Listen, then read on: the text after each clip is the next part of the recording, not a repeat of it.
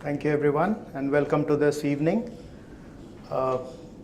It's a hearty welcome because I understand all of you have been mostly coming from work. It's a Wednesday evening, taking out your time to come for such a great event. So I really like to thank you once again for it. Girdhar, can I have the clicker?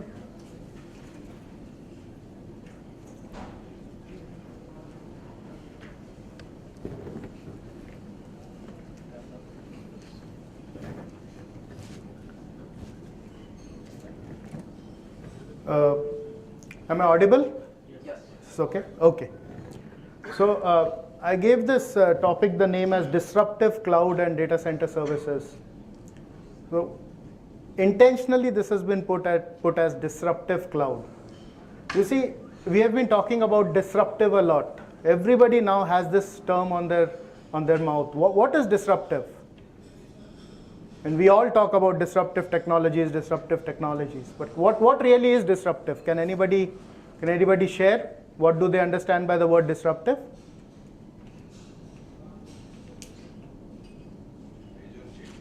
Major change. So that's close. It's a major change. So in the world of technology, if you go through Wikipedia or if you go on Google, you'll see that disruptive is really, of course, it's a major change. It's an improvement in technology which changed the way business was done. That's really what disruption is. So classic example would be, I was just speaking to Satyendra here, and the classic example I remember was when Otis created elevators long back, or when Ford came up with the first car. You see, they changed the way people used to ride. They changed the way people used to walk up and down in buildings. So these are major transformations.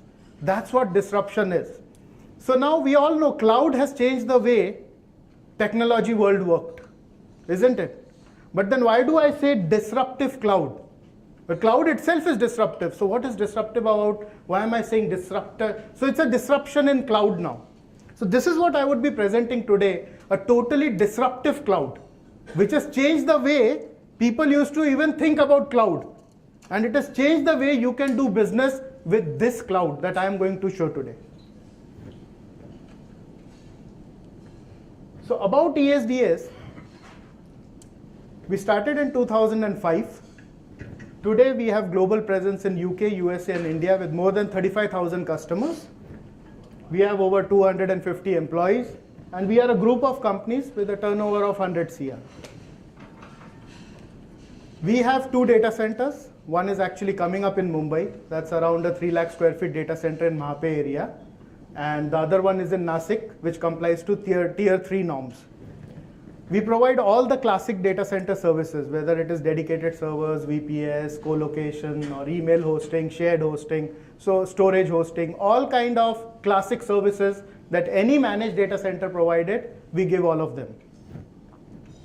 We are one of the SAP certified data center in India. There are 3 or 4 data centers which are SAP certified. The key here is to note that our cloud is also SAP certified. There are very less cloud in this world which are certified by SAP, so that SAP can run on those clouds. We do cross-platform migrations. We are very strong in core banking. We have more than 1,000 branches that run their core banking software from our data center. We are very good in e-commerce hosting. So some of the names like Pizza Hut, Kafila Tours and Travels, Yum India, Taco Bell, WeChat, all these applications are running from ESDS. And of course, we are strong in cloud hosting, where I'll be presenting this disruptive cloud that I'm talking about. So today I'll take you through 3 products that we have. One is the auto-scaling cloud. Second is a complete data center management and monitoring software, eMagic. And last is a malware, Trojan, and vulnerability scanner. Now let's start with the disruptive cloud. So what we are saying, we have come up with something which is known as auto-scaling cloud. And on top of it, it is an intelligent auto-scaling cloud. So as we are speaking today, right now, there is nobody in the world that has an intelligent auto-scaling cloud. We have filed patents for this cloud in UK, USA, and India 2.5 years back. It takes around 3 years to receive the patents. So what is this auto scaling anyway? So what happens generally if you go to any cloud provider today? The way cloud works today is, as the users or the load on the servers keep on increasing, they keep on provisioning more virtual machines for you. The applications have to be specifically written in a way so that they work on that horizontal scaling. This is what horizontal scaling is all about. And this is what any cloud provider would provide. You would go to control panel, ask for more RAM, ask for more CPU, they'll keep on giving you virtual machines. What we came up with in 2011 was a technology of vertical scaling. And this technology was, as the load keeps on increasing, your virtual machines will inflate and deflate to the maximum size of the node automatically on the fly, because it keeps on intelligently sensing the load on your machines. There is no need for any one of you or either me to go to control panel and ask for resources. It will automatically scale your RAM, your CPU, and your bandwidth. This is vertical scaling without any human intervention, without any reboot needed. This is going a step further. Next month we are coming up with the next version of this cloud, because this has got us such a huge success in India. Since all these e-commerce industry players, they cannot predict the load that is going to come, right? So they have taken this as a blessing for them. They've embraced it so tightly, and now we are coming up with the next version of this cloud, where what will happen is, as the load increases, see, this has a limitation. The limitation is basically of the machine. A machine has limited resource. So your vertical scaling can only happen up to a resource, whether it is 512 GB of RAM and 96 cores maybe. But what if the demand is more than that? So what happens to the Flipkarts of the world? So in that case, this new operation that we are coming up with, it will keep on provisioning horizontal servers also on the fly. No human intervention, no reboot, no downtime. And these machines will automatically scale as the load increases. So there is no need, how much traffic comes on your cloud servers, they are going to scale automatically. And the beauty of this is, it is not only going to inflate itself. As soon as the load decreases, these virtual machines will automatically shut down. And the other machines will take the load based on what the load requirements are. Now this is something where we have changed the way cloud actually worked. That's why I've been talking about this as a disruptive cloud, not just a cloud. Now this brings us to another beautiful model on the financial aspects. Since I can auto scale on the fly, right? What I can do for you is, in normal cloud, you go to control panel, you ask for resources. So what happens? Let's say you want 8 GB of RAM and 4 cores for some virtual machine. You go to the control panel, you ask for those resources, the provider allocates you 8 GB of RAM and 4 cores. But then, as soon as it allocates you these resources, you start paying for these resources, don't you? Whether you are using it or not using it, you have to pay for the resources. What we have come up with, we are saying every minute, whatever resources you are using out of what I have allocated, which you have never asked for because I am scaling myself, right? I am intelligent enough to scale. Whatever you are actually using, you only pay me for this. So what we have in effect achieved, successfully achieved, is getting compute model onto a utility model. It is just like electricity today. You walk into this, you need more light. In fact, you have to switch on the button. Here you don't even have to switch on the button. Think about this room automatically sensing the load of people and automatically increasing the brightness and decreasing the brightness when the people walk away. That is actually what we have done. And you will only pay for the amount of electricity you have used. This is the kind of dashboard that you get to monitor every minute, every 5 minutes. So you see these green things. These are the bars showing that what I have allocated to your systems, to your virtual machines. And the blue line here is saying what you are actually using at that point. So here you see hourly, daily, and monthly graphs. And parallel to that, it will show you the billing that is happening. And this can go up to 3 decimal places. So actually, if you are using 2.345 GB of RAM, you will actually pay me for 2.345 GB of RAM. And this is what the reality is, right? The reality is we never use 4 GB or we never use 2 GB. We are using in points. So this is what you would be paying me in points. So okay, this sounds very interesting. Let me tell you a real case study where this works. And we have got clients like SL Propack, clients like MCGM, clients like Mahajan Co. There are people who have done disaster recovery with us. How this works? Let us see how this can add value to disaster recovery in any organization. You see, if you see traditional disaster recovery, it is very simple.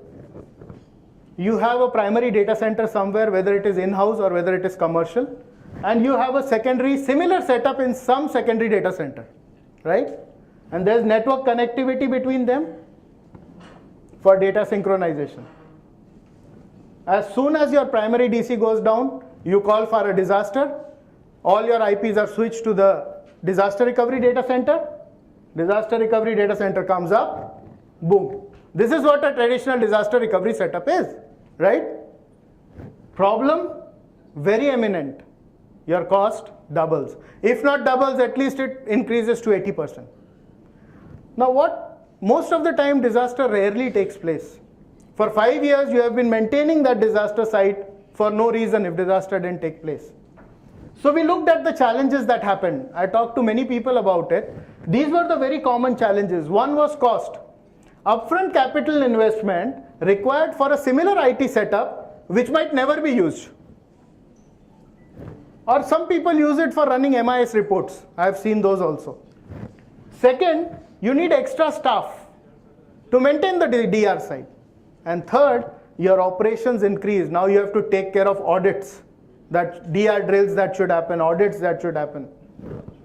So what we proposed is that what if I could give you hosting of your disaster recovery less than 30% or 40% of the cost that actually you would have incurred on the traditional disaster recovery way. Okay. Second is, what if you never had to pay for unused resources? Only pay me when disaster strikes. Till then you don't pay me.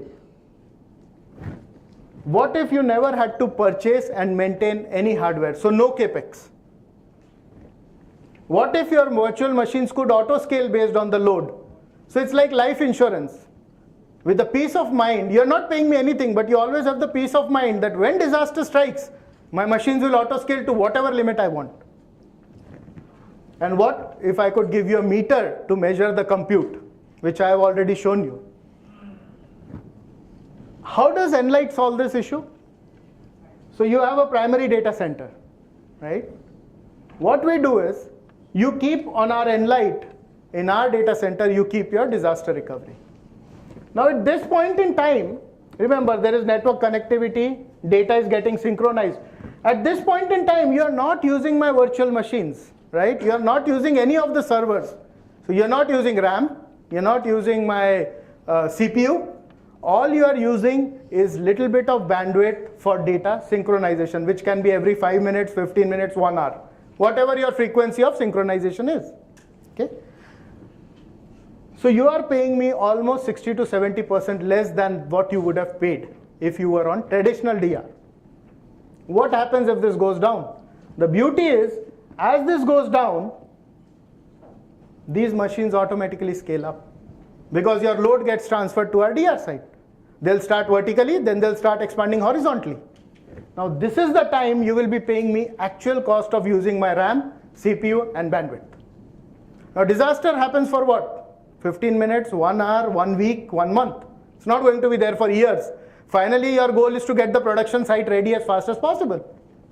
So as soon as your DC site is up, what will happen?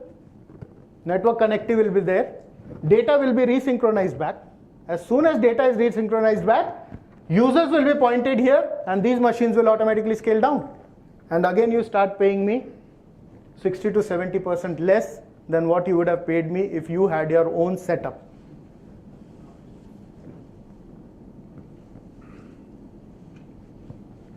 So the cherry on the pie, The cherry on the pie is this auto-scaling cloud has, if you go to Google App Store, if you go to Play Stores, you will see on Android Play Store there's an app for this. You can download it. You can literally create a virtual machine in 30 seconds. You can just select your operating system, create a virtual machine, and you can monitor all your resources, whether it is CPU, whether it is RAM, whether you do your billing, and you get push notifications. Now you can also set limit bit for scaling. So it necessarily doesn't have to be that you keep on scaling to